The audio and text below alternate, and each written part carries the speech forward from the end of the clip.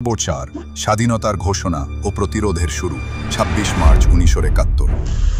১৯৭১ সালের ২৫শে মার্চ রাত। চারদিক ধ্বংসস্তূপে পরিণত আগুন, গুলি আর মানুষের আর্তনাদে কেঁপে উঠছিল ঢাকা শহর।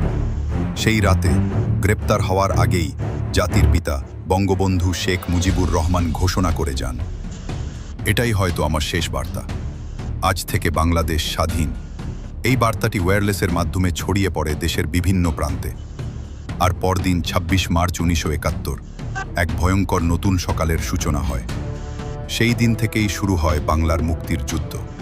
সাধারণ মানুষ, ইপিআর, পুলিশ, ছাত্র, কৃষক সবাই অস্ত্র তুলে নেয় পাকিস্তানি বাহিনীর বিরুদ্ধে। বিভিন্ন জায়গায় প্রতিরোধের সূচনা।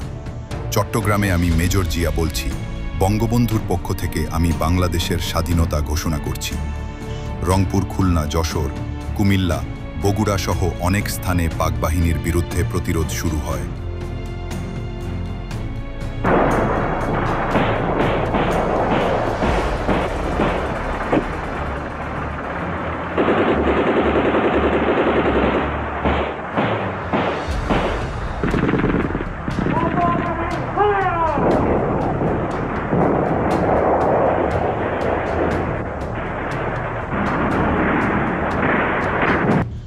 সাধারণ জনগণ লাঠি, বল্লম, দাকুরাল নিয়েই নেমে পড়ে প্রতিরোধে।